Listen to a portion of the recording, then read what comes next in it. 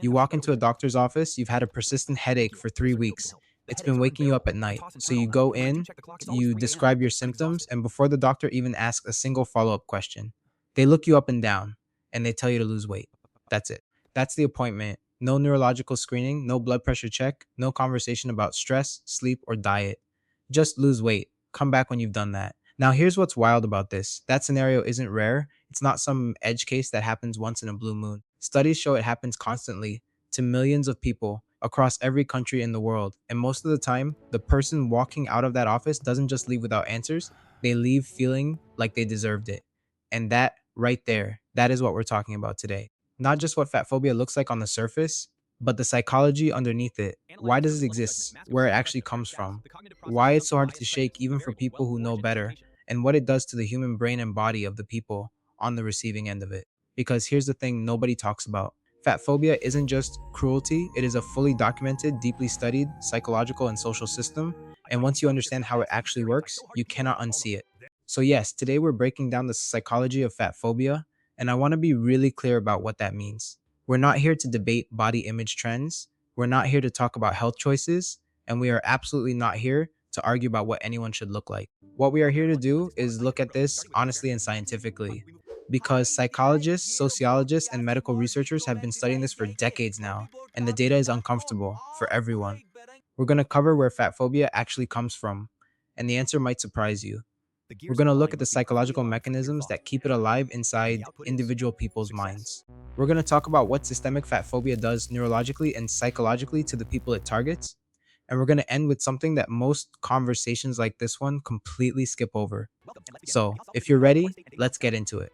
The origin story most people don't know. Here's the common belief, and you've probably heard some version of this.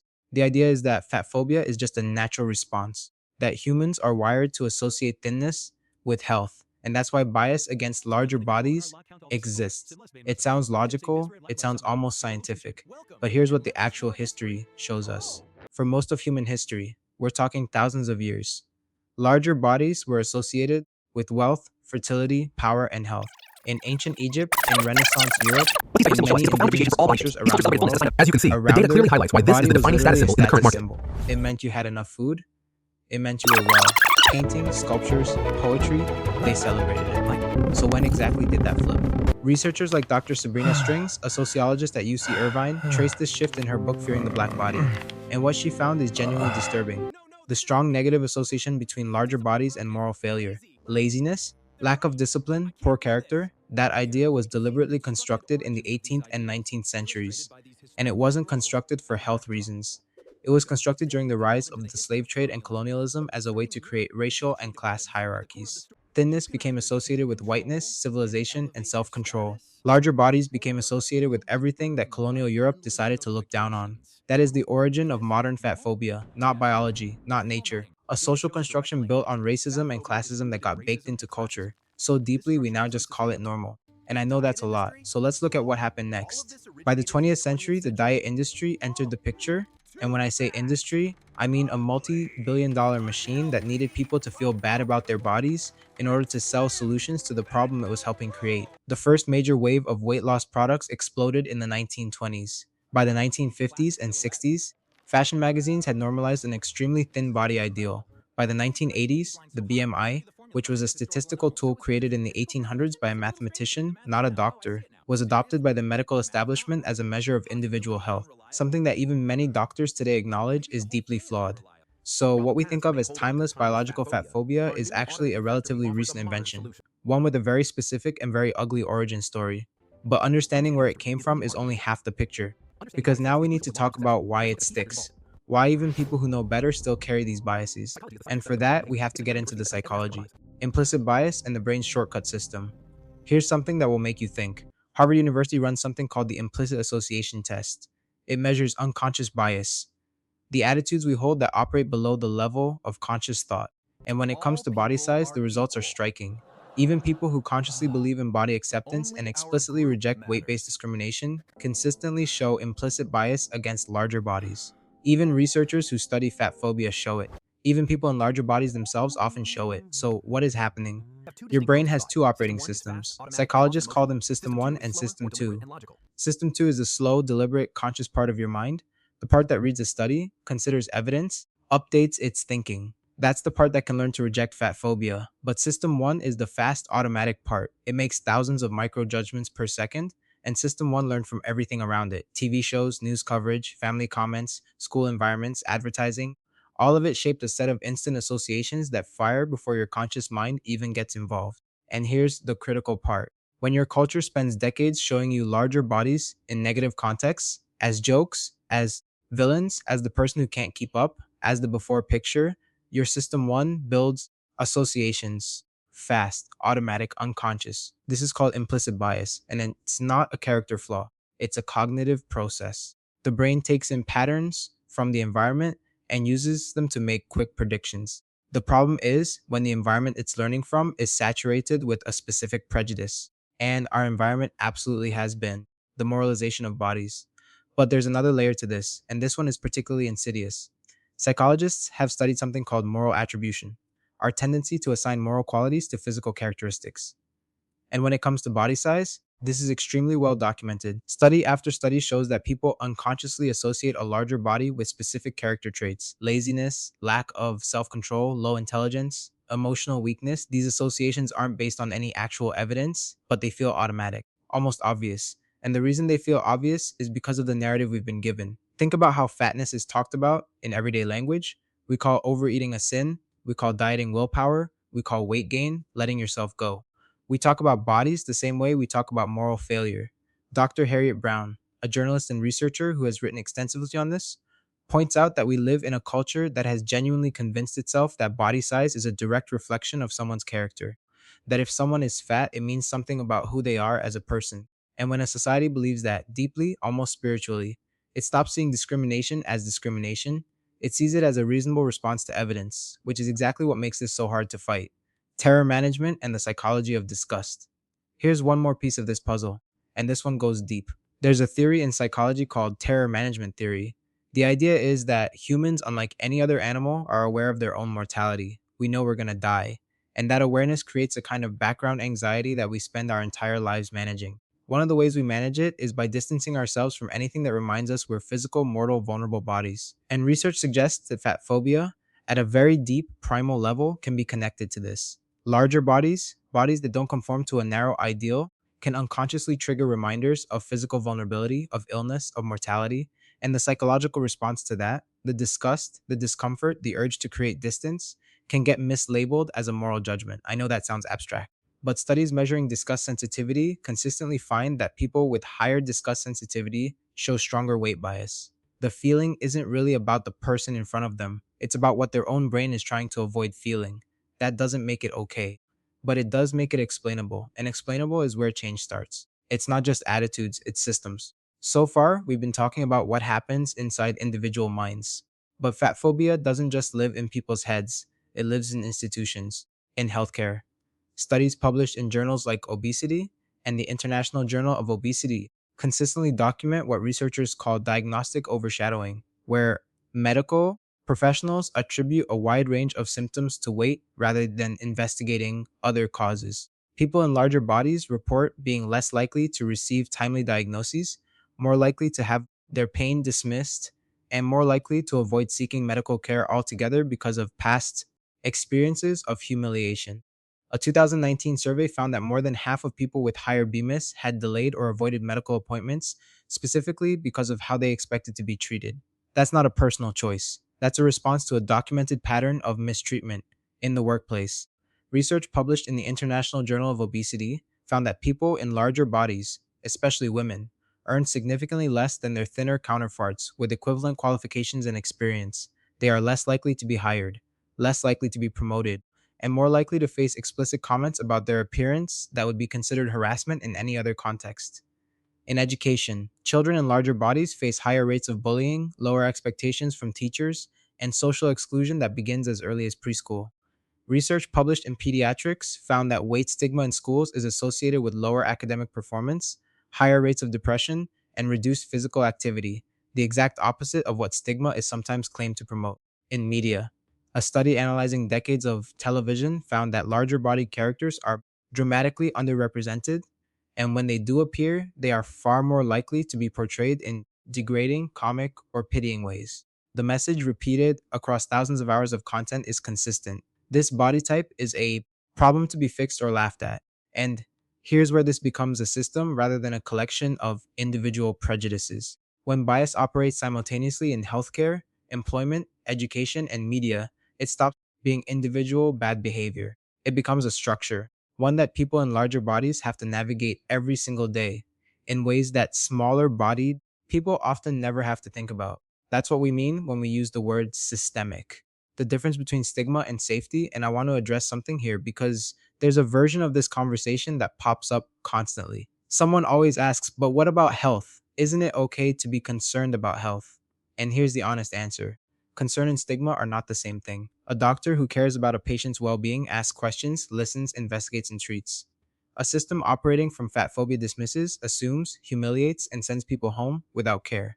And the research is actually very clear on this. Weight stigma makes health outcomes worse, not better. Chronic exposure to stigma increases cortisol, the stress hormone. It's associated with higher rates of depression, anxiety, disordered eating, and avoidance of the very healthcare that could help. Studies from Yale's Rudd Center for Food Policy and Health show that weight stigma is an independent predictor of poor health outcomes, separate from weight itself. So the argument that stigma is somehow health promoting doesn't hold up to the data. What the data actually shows is that shame is not a health intervention, it's harmful. The psychology of chronic stigmatization. Now I want to talk about what this actually does to a person because when we look at the research on what it's like to live in a larger body in a fat phobic culture, what we find isn't just social inconvenience. What we find is a documented pattern of psychological harm that accumulates across a lifetime. Let's start with something called internalized stigma. When a society consistently tells you that your body is wrong, through media, through medical appointments, through casual comments from family, through clothing stores that don't care for your size, through airline seats that don't fit you, something starts to happen inside. You begin to believe it, not consciously. Not because you sat down and decided the world was right, but because the human brain is wired to absorb the messages it's surrounded by. And when those messages are consistent and come from everywhere, from strangers, from doctors, from the people who love you most, they go in deep. Dr. Rebecca Poole, who leads research at the Rudd Center, has published extensively on this. She found that people who experience chronic weight stigma frequently develop deeply negative self concepts that exist independently of any actual health measures. They don't just feel judged, they come to see themselves as less worthy, less capable, less deserving of care. And here's what makes this so painful: that self concept doesn't switch off. It follows people into job interviews, into relationships, into medical appointments, into quiet moments alone at night. It becomes the lens through which they interpret other people's behavior. A neutral glance becomes confirmation, a missed promotion becomes expected, a kind word becomes suspicious. This is what chronic stigmatization does to a human psyche, the nervous system impact. But it doesn't stop at the psychological level, it goes into the body.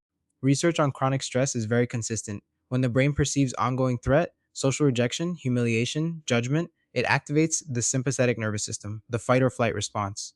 Cortisol and adrenaline flood the system, blood pressure rises, inflammation increases. This is adaptive when the threat is temporary, but when the threat is chronic, when it's just the experience of moving through the world in a stigmatized body, that stress response never fully turns off.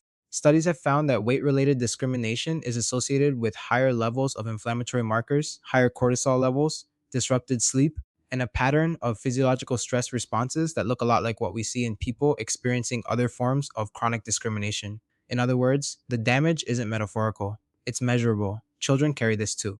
And I want to pause here for a moment to talk about what this looks like in children because this part is important. Weight related teasing and bullying begins in childhood. Research shows it starts as early as age 3, when children have already absorbed cultural attitudes about body size from their environment. By elementary school, children in larger bodies report lower self esteem, higher rates of social isolation, and more symptoms of anxiety and depression than their peers. But here's what makes this particularly devastating: those experiences don't end when childhood does. A 2017 study found that weight based bullying in childhood is a significant predictor of psychological distress well into adulthood. Decades later, the nervous system doesn't forget. The self concept formed under those conditions tends to persist, even when the external circumstances change. So, we're not just talking about adult experiences of discrimination, we're talking about a psychological pattern that begins in childhood and echoes across an entire life. The cruelty of constant justification. There's one more piece of this I want to name because it's something people in larger bodies talk about constantly, and it almost never makes it into these conversations: the exhaustion of having to justify your existence. When you live in a stigmatized body, you learn very quickly that the world will make assumptions about you before you speak. And that to be taken seriously. In a job interview, at a doctor's office, at a dinner table with family, you often have to work twice as hard to overcome those assumptions. You become an expert at reading rooms, at managing other people's discomfort with your body before you can even get to the actual conversation, at deciding whether to name what's happening or let it go to preserve the relationship. Psychologists call this emotional labor. And for people navigating fat phobia daily, it's not occasional, it's constant. And it's exhausting in a way that's very hard to explain to someone who's never had to do it, what the research actually points toward. So, what do you do with all of this? Because I think that's the question that deserves an honest answer, not a platitude, not a love yourself poster, an actual evidence based answer. The research on reducing weight stigma points in a few clear directions. First, education that goes beyond surface level. Studies consistently show that simply telling people fat phobia is wrong doesn't move the needle much on implicit bias. But education about the actual origins of weight stigma, the historical construction, the economic interests involved, the documented harm, does produce measurable shifts. When people understand where a bias came from, they're better equipped to question it. Second, contact and humanization. One of the most powerful predictors of reduced prejudice in any domain is meaningful contact with people from the stigmatized group, not as a curiosity, not as an inspiration story, but as a full human being with complexity and interiority. This is why representation in media matters far more than it might seem. The brain needs new patterns to override old ones. Third, medical system reform. Several medical schools have begun incorporating training specifically designed to address weight bias in clinical settings. Studies show this training is effective at improving patient interactions and diagnostic accuracy. It's not enough and it's not everywhere, but it exists and it works. And fourth, and this one is for anyone in a larger body watching this, knowing the research helps, not because it makes the stigma stop, but because understanding what's actually happening, that this is a documented social and psychological system, not a verdict on your worth, can create just enough distance between you and those internalized messages to start working with them differently. Therapy, specifically approaches like acceptance and commitment therapy and compassion focused therapy, have shown real results in helping people disentangle their self worth from the cultural messages they've absorbed about their bodies. This isn't about accepting injustice. It's about not letting injustice determine how you feel about yourself, the bigger picture. Here's the thing I keep coming back to when I look at all of this research: fat phobia isn't a private attitude that some people hold and others don't. It's a system with a history, with economic incentives behind it, with documented effects on individual psychology and on public health. And like all systems, it's maintained by the participation of people who haven't fully examined it. That doesn't mean everyone who holds implicit bias is a bad person. We've talked about why this bias forms. We know it's not always conscious. We know it's often contradicted by someone's stated values. But it does mean that examination is necessary, that the discomfort of looking at where these feelings come from, really looking, is where change begins. And honestly, the willingness to be uncomfortable about something you've never had to think hard about before, that's not a small thing. That might be the most important thing. So let's come back to where we started. That person who walked into a doctor's office with a headache, who walked out without answers, but with a new weight of shame they didn't bring in with them. That experience isn't random, it's not an accident. It's the predictable output of a system that was built a long time ago for reasons that had nothing to do with health or care, and that has been running ever since. In hospitals, in schools, in workplaces, in the media we consume, in the thoughts we have about ourselves and each other. And the fact that most people have never examined that system, that's not ignorance. It's just what happens when a bias gets baked in deep enough that it starts to feel like common sense. But common sense and truth are not the same thing. The research is clear, the history is documented, the harm is measurable, and the capacity to examine our own biases, to trace them back to where they actually came from rather than just accepting them as obvious. That capacity is one of the most genuinely human things we have. So use it. If this hit home for you, please subscribe.